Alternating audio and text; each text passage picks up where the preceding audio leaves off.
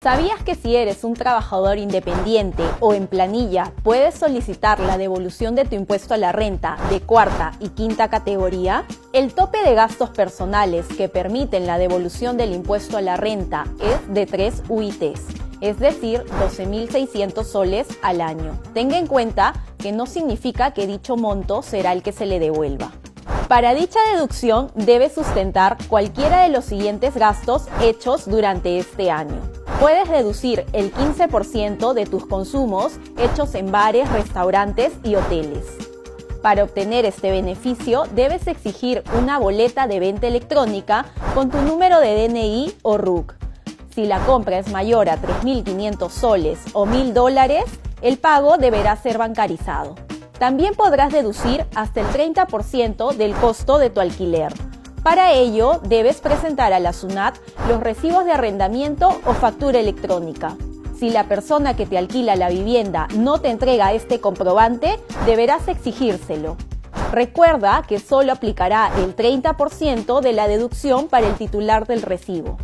Asimismo, podrás deducir el 30% del pago a médicos y odontólogos por el cuidado de tu salud, de tus hijos menores de 18 años, de tus hijos mayores de edad con discapacidad registrada en el CONADIS o tu cónyuge o conviviente.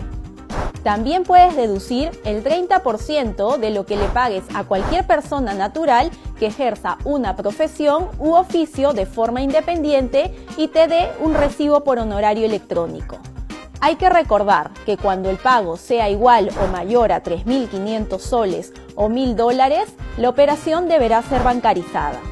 ¿Cuáles son los procedimientos a seguir para la devolución del impuesto a la renta? Debes presentar la declaración jurada anual del impuesto a la renta, el formulario número 707, para lo cual es necesario que tengas tu clave SOL. Una vez presentada la declaración jurada, la devolución se realizará en la cuenta bancaria donde recibimos nuestra remuneración o cualquier otra que le indiquemos a la SUNAT. Esto deberá ser dentro de los 45 días útiles. Están exonerados de realizar el trámite y obtendrán una devolución automática los trabajadores que solo reciben ingresos por planilla, es decir, los de quinta categoría, y no pidan devolución por los rubros de alquiler de vivienda e intereses del crédito hipotecario. Tenga en cuenta que la devolución del impuesto a la renta pagado en un año determinado se tramita en los primeros meses del año siguiente. En la página de SUNAT hay una opción de consulta de padrones, se llama, ¿no? Padrones. En esa opción hay una opción de consulta de devolución de oficio de personas naturales, de rentas de trabajo. Uno identifica esa opción y simplemente ingresa con los datos de su DNI. Con los datos del DNI, fecha de nacimiento también le piden como validación, y van a verificar si ellos tienen un derecho a su favor, un saldo a favor. Eso se verifica en línea en la página de SUNAT. Ese es el primer paso a seguir. Si es que la SUNAT tiene la información, porque claro, la idea de esta devolución que se llama de oficio, ¿no?, que es SUNAT lo hace, el contribuyente no toca la puerta de SUNAT, sino al contrario, la SUNAT le dice al contribuyente: yo en mis sistemas tengo los ingresos que declaró tu empleador o que declararon las empresas que te retuvieron rentas de cuarta, yo tengo todo.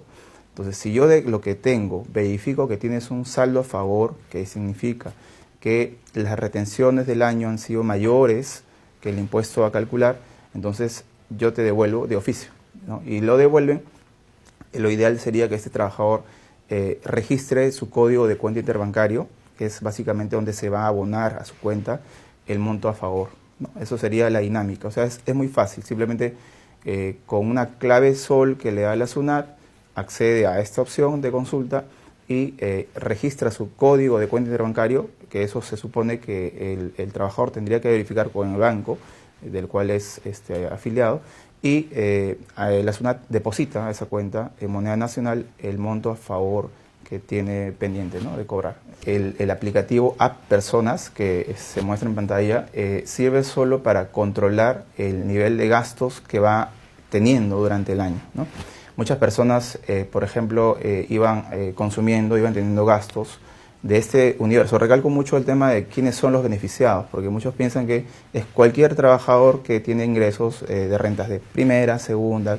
No, es solamente trabajadores independientes y dependientes que en el año sus ingresos han superado 29.400 soles para el 2019. Entonces, tienen gastos. Entonces, muchas veces, antes del aplicativo, la única forma en que podían ver reflejados los gastos era cuando hacía su declaración anual.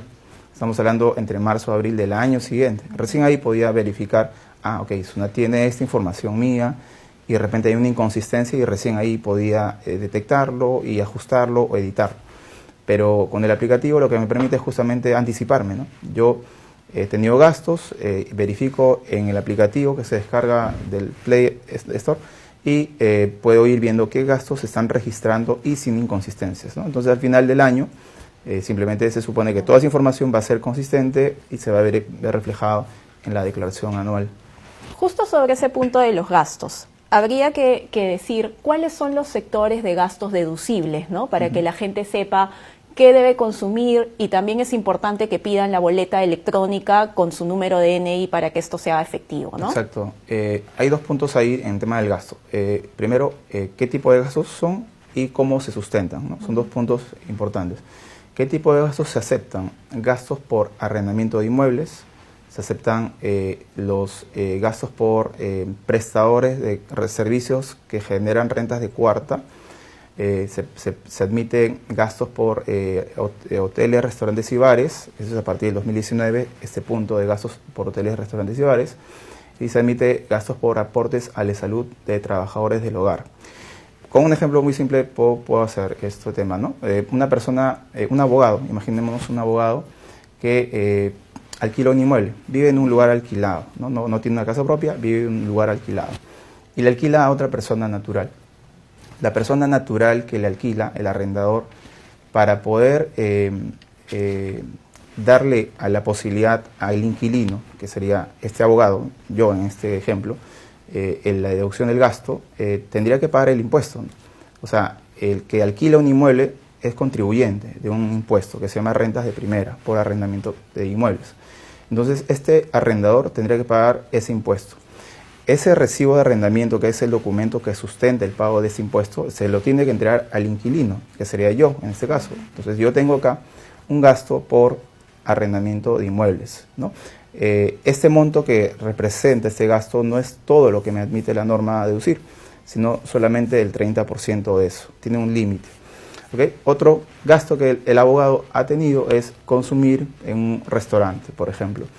En el caso de restaurantes, hoteles y bares, que se admite este gasto a partir del 2019, antes no había eso, se admite siempre y cuando el establecimiento emita una boleta de venta electrónica. No hay otra forma. O sea, si el establecimiento no es obligado a emitir comprobantes electrónicos, no me va a servir a mí ese gasto. Seguramente me va a emitir una boleta de venta física o un ticket. En el peor de los casos, ni siquiera un comprobante de pago. A veces se emiten notas de venta que no son comprobantes de pago.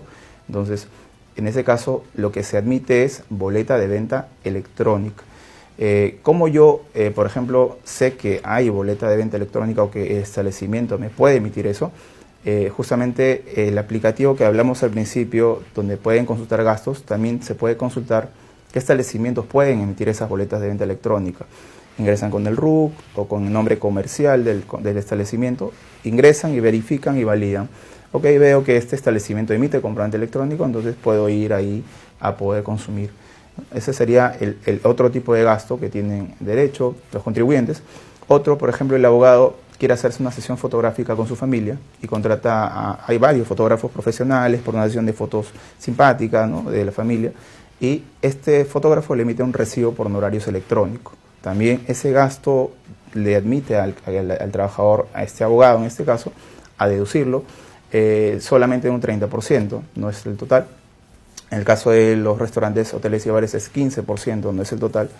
Y el otro ejemplo sería que este abogado pues tiene una trabajadora del hogar en su casa para limpiar, para su familia, y todo empleador de trabajador del hogar está obligado a inscribirse como empleador de trabajador del hogar y también dar de alta, inscribir a la trabajadora del hogar y aportar a la salud. ¿no? Ese 9% de la remuneración mínima vital, si le paga menos de ese monto, es el gasto que le representaría ese abogado, ¿no? Este ejemplo que he dado es básicamente el abogado tiene gasto por arrendar el inmueble, gasto por consumir en el restaurante, gasto por la sesión fotográfica, los recibos por honorarios electrónicos y gasto por este último caso que planteé del aporte a la salud del trabajador del hogar que tiene, ¿no? Esos gastos suman y en el año sumados no deben exceder 3 unidades impositivas tributarias. Si quieres más información, no te olvides que te acompaño todos los martes y jueves a las 9 de la mañana en RTV Economía, a través de RTV.